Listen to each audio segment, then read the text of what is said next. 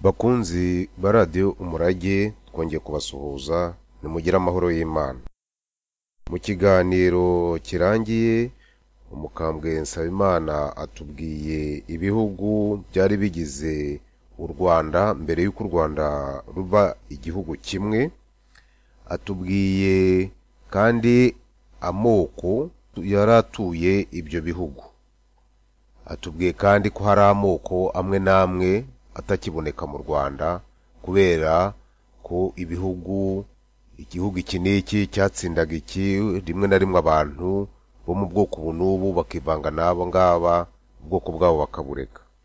Muri ayo moko rero yabaga mu Rwanda hari ubwoko bitaga cyangwa bwitwa ubw'abahondogo bwari butuye mu gihugu cy'Ubugesera. Banza mu Rwanda ubu ngubu haba hasigaye abahondogo bake baba babarirwa ku ntoki. Abashakashatsi bavuga ko washaka kumenya iby'abahondogo yabishakira mu Burundi. Ubwo bwoko bwari bufite ingoma yabo yitwaga Rukombamazi, naho imfizi y'ubwami ikitwa Rushya. Ubwo bwoko bw'abahondogo bo mu Bugesera kandi moko yose bwari bufite inyamaswa ikirangabwoko ariyo ishwima. Bukaba bwari ubwoko bw'ibikomangoma byategekaga Ubugesera. Ingoma y'ingabe y'abahondogo Rukombamazi n'imfizi y'ubwami Rushya bavuga ko byombi byatwawe n'Abanyarwanda mu mpera z'ikinyejana cya 18. Ahangaha rero abahondogo abashakashatsi ntabwo babivugaho kimwe. Musenyeri Alegisi Kagame avuga ko abahondogo ari ubwoko kuko bafite ikirangabwoko ariyo shwima. Marcel Deltefeldt we yemeza ko kubera ubuke bwabo abahondogo atari ubwoko ahubwo ari inzu yari ku butegetsi kimwe n'iy'abahindiro b'u Rwanda. Naho Yohani Vansi nawe akavuga ko byaba byiza gushakira igisubizo cy'abahondogo mu Burundi. Uyu munsi rero mu gice cya kabiri cy'ikiganiro cya Radio Umurage, muri cya kiganiro cyo kujijurana, cyo kureba insigamigani, cyo kureba Abanyarwanda babaho bate, twabateguriye insigamigani yitwa ngo apfuye nk'abahondogo. Ubundi umugani wuzuye bavuga ngo apfuye nk'abahondogo bapfuye babunze imbwa. Uyu mugani rero bawuca iyo babonye umuntu wishwe n'uruhato cyangwa n'uruhato, nibwo bavuga bati apfuye nk'abahondogo bapfuye babunze imbwa. Wakomotse ku bikomangoma by'i Bugesera ahegera mu mwaka w'1400. Abahondogo bwari ubwoko bw'ibikomangoma by'i Bugesera, nibo bavagamo abami babwo kera butaraba bw'u Rwanda. Umwami w'Ubugesera uwo ari we wese bamwitaga Nsoro, nk'uko uw'Igisaka bamwitaga Kimenyi, wo mu Nkore bakamwitaga Haya. Rimwe rero Nsoro Bihembe umwami w'Ubugesera yatewe n'uw'u Rwanda witwaga Cyilima-Rugwe. Uw'u Rwanda Cyilima-Rugwe aramunesha, Ubugesera buyoboka u Rwanda. Bamwe mu bikomangoma by'abahondogo banga kuyoboka, abayobotse bayoboka bagononwa, abandi bakunze kuyoboka basigara mu byabo bibaho. Bukeye abahondogo bamaze gusumirizwa bajya inama yo kujya kuyoboka Rugwe. Batoranya umwe muri bo witwaga Mabwire, batugenda uyoboke uduhakirwe, nawe ntuyobe amagambo yo guhakwa.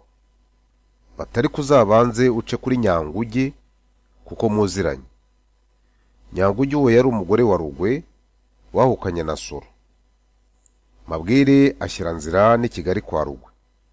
Agezeyo ahasanga abandi bahondogo bayobotse bamushyikiriza Nyanguge, kuko bamwe bari basebukwe abandi ari abagabo babo akiri kwa Nsoro. Bari baziranye kuko Nyanguge yari umugore wa Nsoro mbere y'uko abo wa Cyilima-Rugwe. Mabwire abonana na Nyanguge aramubwira ati twashize twishwe n'ubutindi n'inzara. Ati none ibyiza nuko wanshyikiriza Rugwe nkamuhakaho ariko nawe ubimfashemo. Nyankuge aramubwira ati jya ku kiraro, nimara kuvugana nawe ndaza kugutumaho.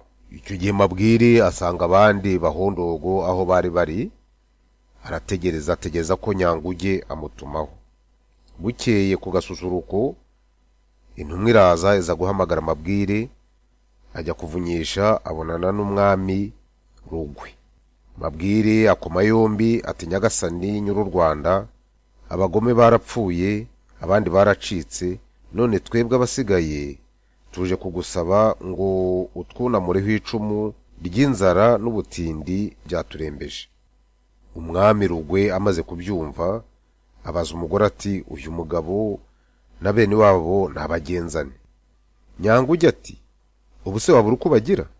Bari mu gihugu cyabo, bafite ibintu byabo n'amatungo yabo, none ibyabo byose ni wowe ubifite, ubwo se abura ubakiza inzara ute? Rugwe yemera inama umugore amugiriye, aca iteka ko abahondogo iyo bava bakagera bahawe umuriro. Ategeka abatware bo mu Bugesera ko umuhondogo wese uri mu Bugesera ahabwa inka z'imbyeyi 10 z'umuriro. Ati nzashaka icyo nzabaha nyuma. Mabwire asubira mu Bugesera ajyanye n'intumwa yo kubahesha izo nka Rugwe yategetse. Ageze mu Bugesera abwira bene wabo ibyo Rugwe yabategetse, barishima, bashima cyane Mabwire. Intumwa nayo ikwira mu batware igenda ibabwira iteka Kirima yaciye. Haciye iminsi abanzi b'abahondogo baza Kigali kubarega ko bashaka kwimuka umwami uzazungura Nsoro. Bamaze kubivuga Kirima Rugwe ararakara cyane, abaza abo banzi b'abahondogo ati abahondogo mbagirene. Mbere yuko basubiza aravuga ati nako ndabatanze. Abanyabugesera b'abatoni baraho baranga, babwira Rugwe bati bibatanga ahubwo banyage byose ubasigira imbwa zabo zonyine.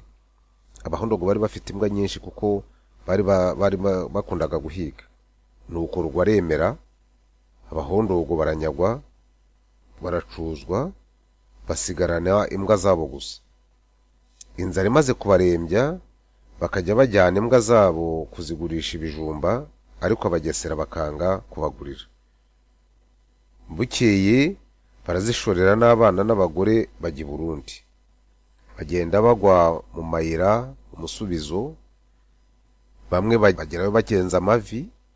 Ubwo rero ababonaga ibyo bikomangoma ukuntu byari bimeze, babonye naho bageze n'ukuntu bageze i Burundi bafite ibyo bibazo, niho havuye umugani bati bapfuye nk'abahondogo bapfuye babunze imbwa. Gupfa nk'abahondogo no kwicwa n'uruhaka. Uyu mugani rero ni insigamigani twayikuye mu gitabo cy'ibirari by'insigamigani, igitabo cya 2 cyanditswe na Minisiteri y'Amashuri Makuru n'Ubushakashatsi mu by'ubuhanga, ubuyobozi bukuru bw'umuco n'ubugeni. Mwabiteguriwe kandi mubigezwaho na Damasi Birekeraho kuri Radio Umurage. Mugira amahoro y'Imana.